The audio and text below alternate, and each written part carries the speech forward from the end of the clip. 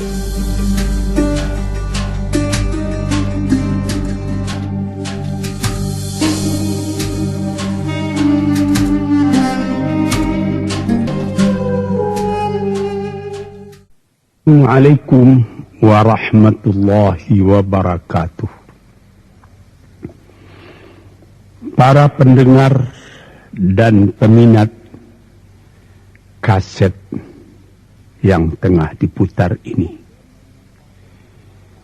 saya menyatakan rasa bahagia, rasa syukur kepada Allah dapat menyampaikan dakwah saya ini sekarang dengan kaset. Moga-moga dapat tuan-tuan putarkan, tuan-tuan dengarkan ketika tenang-tenang dengan anak-anak di rumah, atau ketika naik mobil, di mobil-mobil yang dapat memasang kaset dalam perjalanan yang jauh, sehingga kecapean dan kepenatan dalam perjalanan pun hilang karena mendengarkan suara ini. Yang akan jadi cerita saya pada hari ini adalah apa yang pernah kejadian di zaman Nabi kita Muhammad sallallahu alaihi wasallam. Di dalam riwayat ada diceritakan bahwa pada suatu hari, kira-kira pukul 9 pagi sepenggalah matahari naik, Rasulullah sallallahu alaihi wasallam berjalan dari rumahnya, dari biliknya, menuju ke dalam masjid beliau yang mulia di Madinah. Ketika itu biasanya ada juga orang yang sembahyang di masjid, sembahyang sunat duha. Tapi umumnya masyarakat sudah keluar dari rumahnya pagi-pagi, bekerja menurut bidang masing-masing. Yang pergi bertani, yang pergi berniaga, yang pergi mengembalakan unta atau kambingnya. Tinggallah beberapa orang saja. Beliau lihat di sudut masjid ada satu orang pemuda sedang duduk tafakkur termenung. Mukanya kelihatan muram saja, menunjukkan kesedihan yang terpendam di dalam hatinya. Rasulullah mendekat kepada pemuda yang tafakkur itu. Setelah dilihatnya Rasulullah datang, dia pun menengadahkan muka. Rasulullah pun bertanya, "Mengapa di saat begini engkau duduk tafakkur dalam masjid? Dan wajahmu kelihatan ada menampakkan kesedihan atau muram durja. Apakah yang engkau derita sekarang ini?" Jadi pemuda tadi menjawab, "Hazanun lazimatni ya Rasulullah wa duyunun." Artinya, aku ditimpa duka cita ya Rasulullah karena utang. Rupanya orang ini berutang. Utang telah lama, janji sudah dekat, persediaan buat membayar belum ada. Itu yang saya menungkan di sini ya Rasulullah. Dengan senyum Rasulullah menjawab, "Sudikah engkau kalau aku ajarkan kepadamu suatu bacaan? Apabila bacaan ini, yaitu berupa doa, engkau baca pagi-pagi, dan nanti petang-petang pun engkau baca pula dengan hati khusyuk, insya Allah hutangmu itu akan terbayar."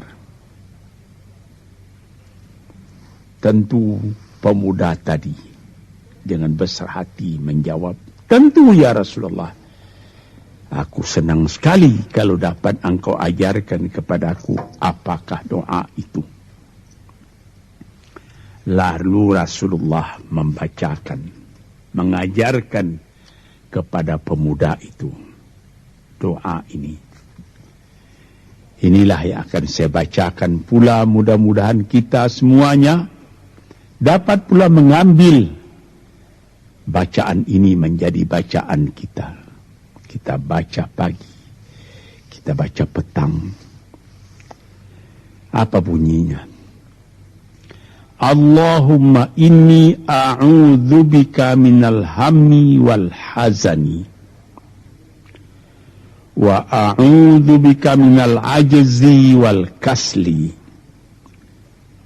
wa a'udzubika minal bukhli wal jubni wa a'udzubika min ghalabati daini wa qahrir rijal. Sebelum kita uraikan atau kita tafsirkan artinya satu demi satu, baik kita artikan secara keseluruhan lebih dulu. Artinya ialah, ya Tuhanku, aku berlindung kepada Engkau daripada ini. Lalu disebut 8 banyaknya. Yang pertama, aku berlindung kepada Engkau daripada duka cita, daripada kesusahan dan duka cita. Susah dan duka cita sudah 2. Dan aku berlindung kepada Engkau daripada malas, daripada lemah dan malas, jadi 4. Dan aku berlindung kepada Engkau daripada bakhil,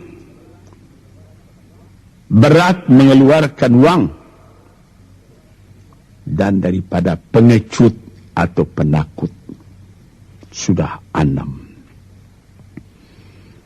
Dan aku berlindung kepada Engkau daripada pengaruh berutang, dan daripada kekuasaan orang lain atas diri kita, sehingga kita tidak mempunyai kemerdekaan pribadi lagi.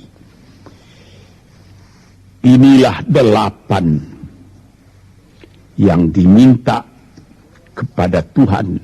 Moga-moga kita jangan diserang oleh penyakit ini. Karena kalau ada ini penyakit yang 8 perkara, itu kita mempunyai pribadi yang lemah. Tidak mempunyai lagi personality yang dapat tegak. Padahal dalam didikan agama kita, tempat kita takut cuma satu, yaitu Allah. Yang lain tidak ada. Yang pertama, susah. Apabila orang telah susah, pikirannya pun sudah tertumbuk. Jalan untuk maju tidak ada lagi. Padahal dalam kehidupan itu, manusia tidak akan berjalan di atas jalan yang datar saja, yang bertaburkan kembang. Kehidupan itu mendaki, menurun, melereng, berenang, melewati ombak dan gelombang. Itu pasti dalam hidup. Apa yang disusahkan? Kusut, tak ada kusut yang tidak selesai. Keruh, tak ada keruh yang tidak jernih. Apabila fikiran kita telah susah lebih dulu, maka gelaplah jalan yang kita tumpuh ke muka dalam kehidupan tadi. Yang kedua, kita disuruh berlindung kepada Allah daripada duka cita. Yang menyebabkan orang duka cita itu memang banyak. Misalnya, kehilangan barang yang disukai, kematian orang yang disenangi, bahaya yang datang dengan tiba-tiba, orang yang ditunggu sudah lama tidak datang, barang yang dicari tak bertemu, dan lain-lain sebagainya. Lalu tumbuh hazan, duka cita. Kalau kesusahan menjadikan soal yang kita hadapi jadi kusut, kedukaan menyebabkan jalan yang kita tempuh jadi gelap. Nah, ini dua hal yang bisa menghambat, menjadi rintangan bagi manusia di dalam kehidupannya. Lalu yang ketiga, aku berlindung kepada Engkau ya Allah minal ajaz. Lemah. Lemah apa? Lemah pikiran. Tidak ada energi lagi. Tidak ada inisiatif lagi. Menyerah saja. Lemah. Belum dihadapi suatu soal, hati lebih dulu sudah lemah. Merasa itu soal terlalu besar.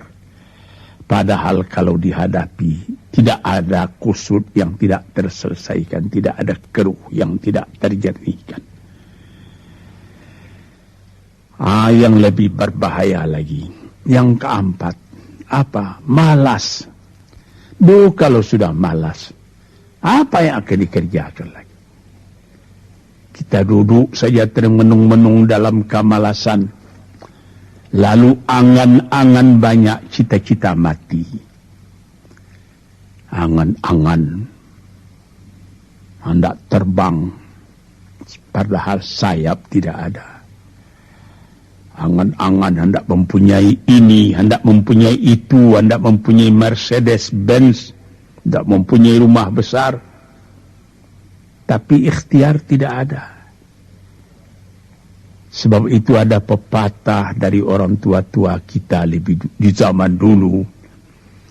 Dikatakannya, mati, ini di zaman penjajahan dulu ini.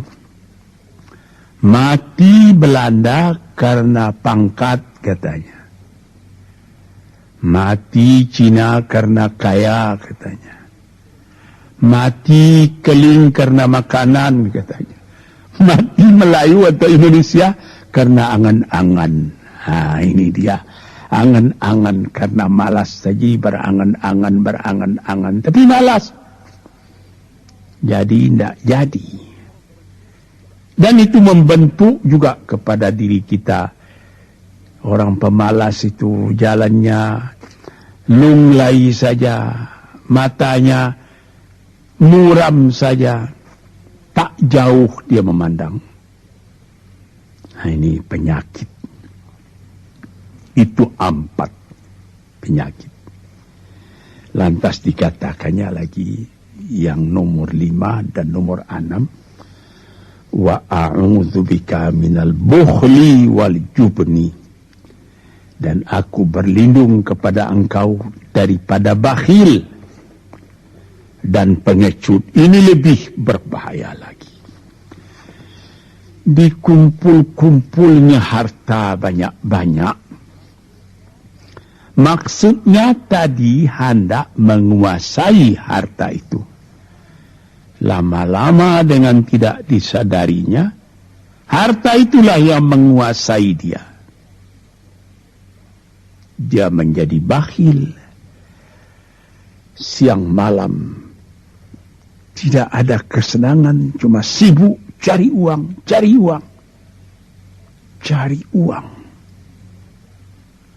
Kemudian simpan banyak-banyak. Gunanya ya cuma mengumpul itu saja.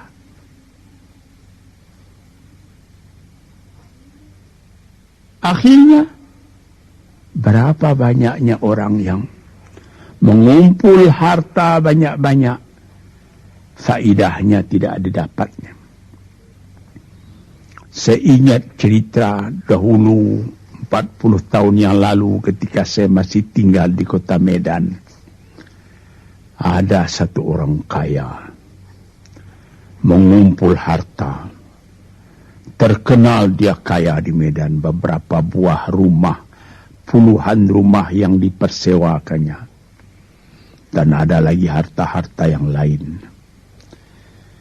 Dia berjalan di jalan raya kota Medan itu dengan jalan kaki pakai payung satu. Padahal orang sudah mulai membeli mobil. Entah Cadillac lah, entah Chevrolet lah. Model-model yang terkenal sebelum perang.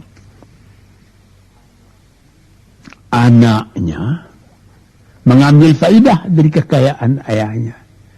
Dia beli mobil dengan uang ayahnya. Lalu orang bertanya, "Tuan, anak Tuan sudah naik mobil, Tuan masih jalan kaki." Apa jawab si bakhil tadi? "Saya anak orang miskin, anak saya anak orang kaya," katanya.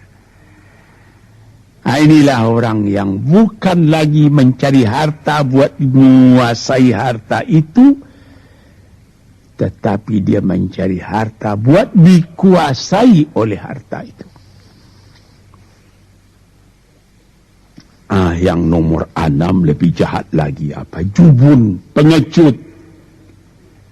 Pengecut ini menjadikan separuh dari kehidupan manusia menjadi gagal. Ada pepatah orang, kalau engkau berniaga atau berusaha, meskipun modalmu tadinya tidak ada, asal engkau berani, itulah modal utama dalam hidup. Sesuai dengan pepatah Melayu atau pepatah Indonesia lama, dia katakan,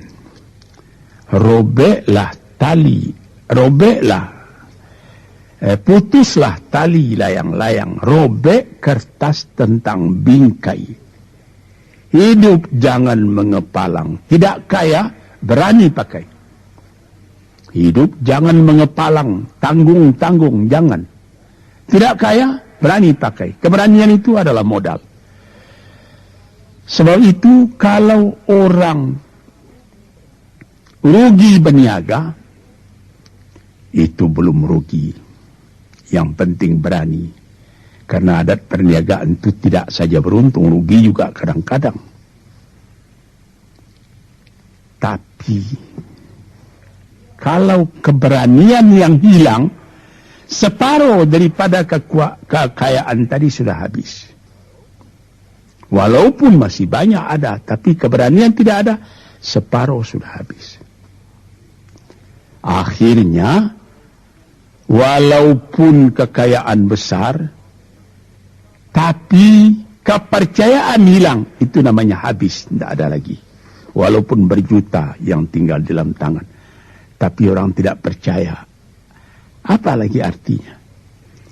Sebab itu yang pertama sekali modal itu keberanian menghadapi hidup.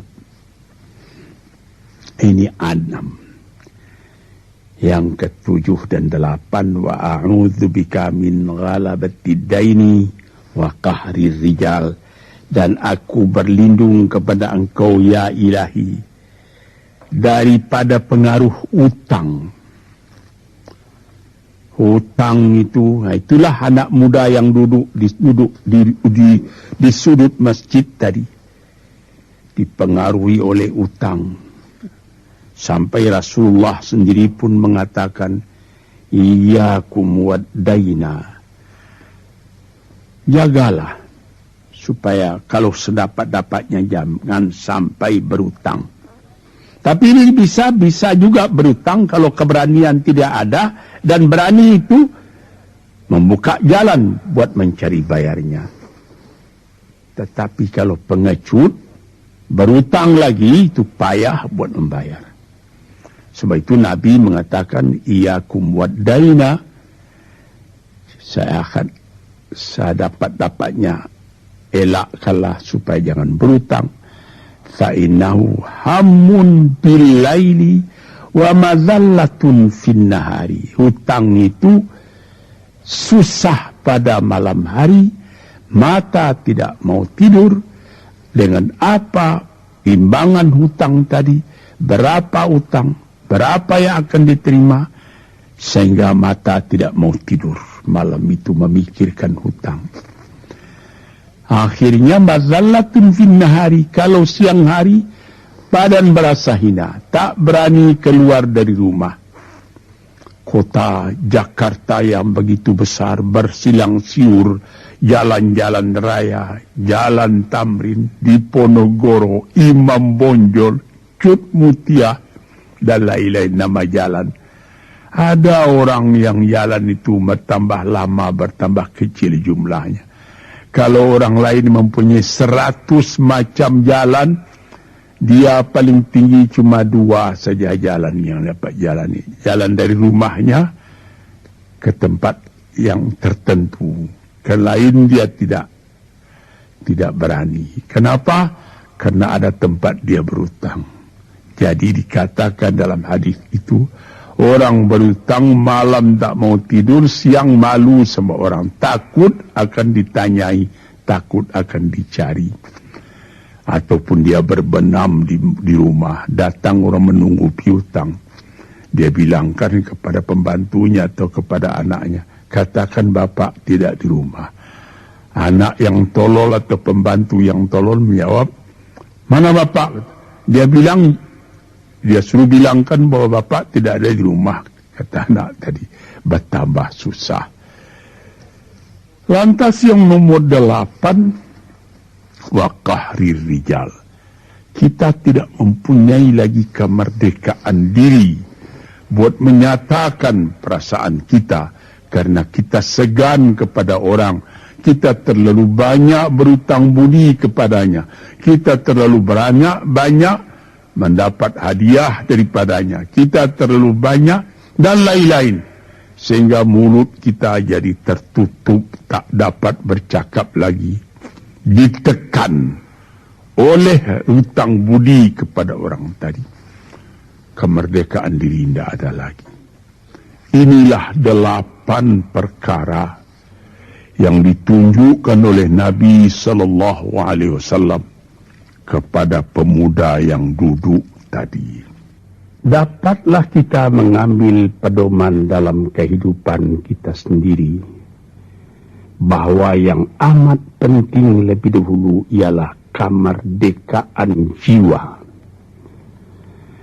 Kalau sekiranya di dalam negara yang telah merdeka, kita sama sekali menyorakkan, meliuk lambaikan kemerdekaan di mana saja kita pergi.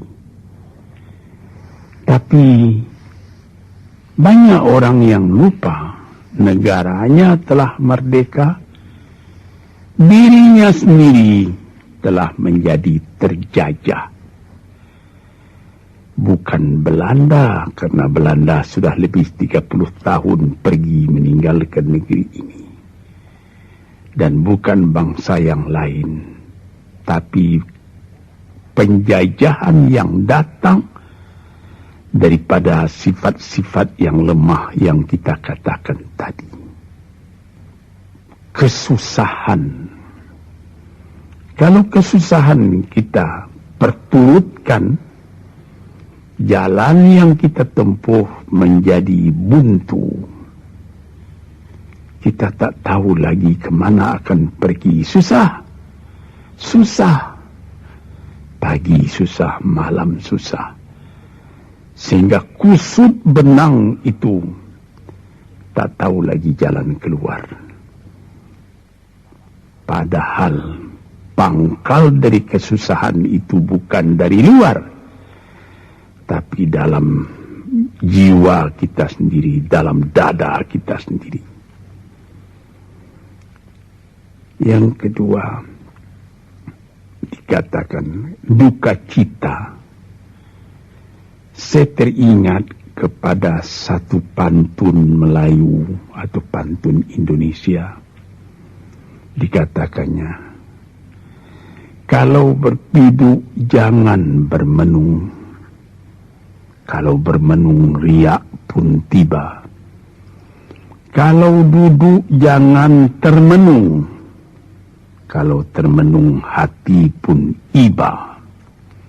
Kalau hati sudah iba, jalan tertumbuk. Sampai ada juga pepatah nenek moyang kita, hati yang marah mendorongkan, hati yang hibah menjauhkan. Sebab itu haruslah kita bersedia membesarkan jiwa kita sendiri. Marfu'ar ra's, maufurul kiramah. Kepala terangkat, harga diri dijaga. Itu. Kemudian dikatakan di yang kedua, al-ajaz, lemah, al-kasal, malas. Kelemahan ini juga ada yang karena penyakit. Kenapa lemah saja?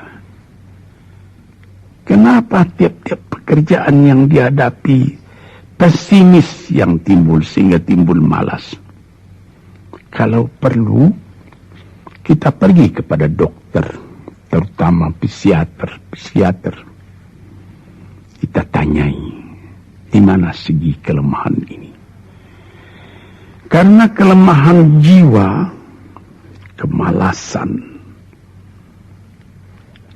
malas dan lemah itu dari jiwa pangkalnya.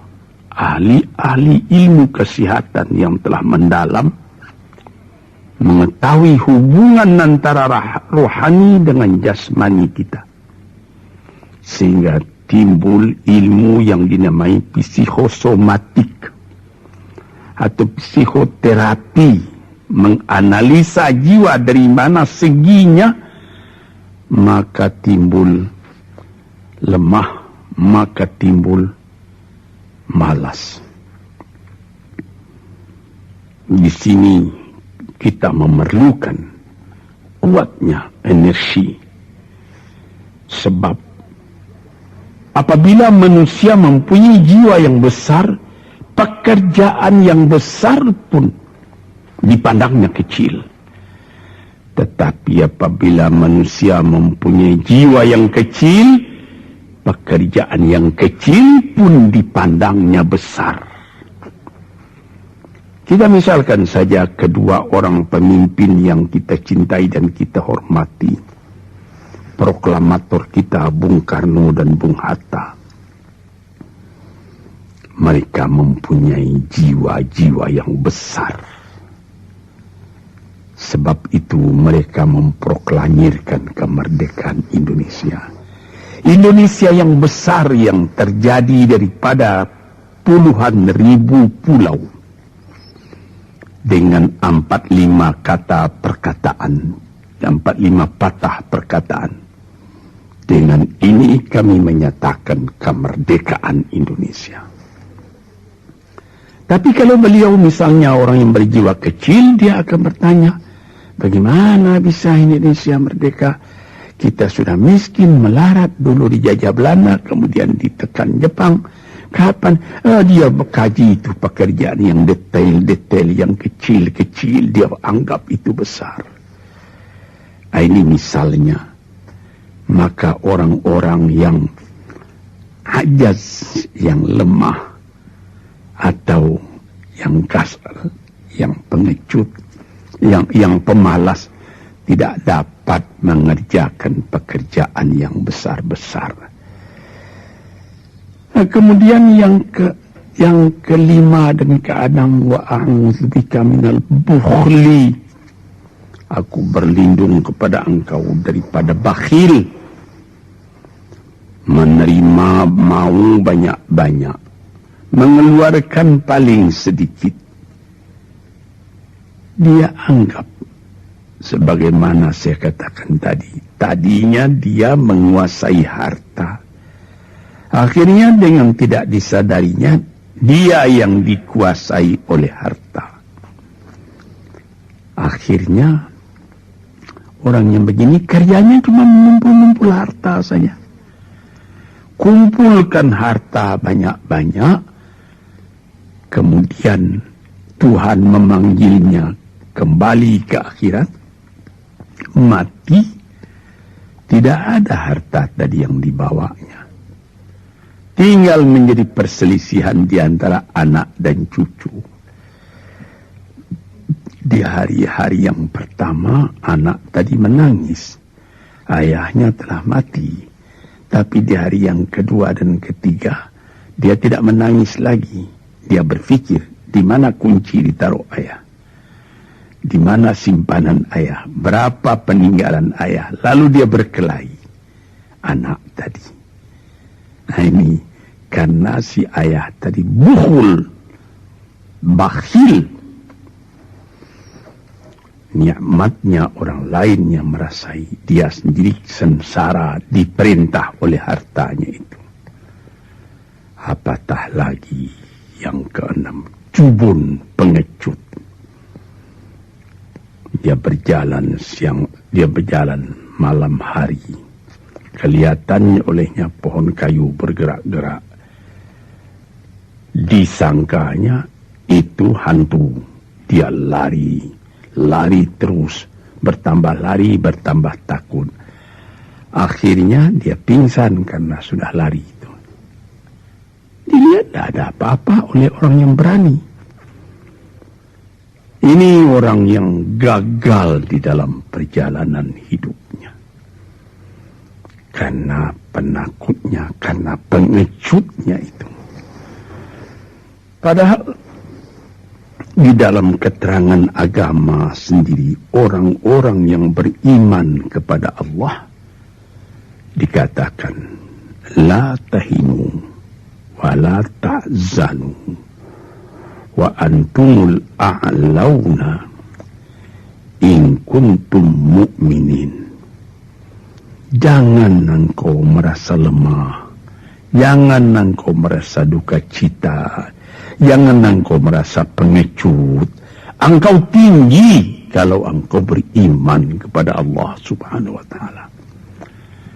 Dengan iman kepada Allah Ta'ala itu kita melihat alam dalam keindahannya, dalam kekecilannya.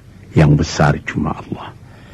Kita tidak takut karena tidak ada satu bahaya yang akan menimpa kepada diri kita kalau tidak Tuhan yang menentukan. Ini pokok tuan-tuan, para pendengar kaset yang saya muliakan.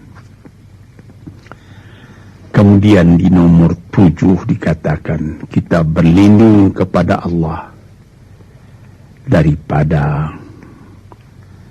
pengaruh hutang.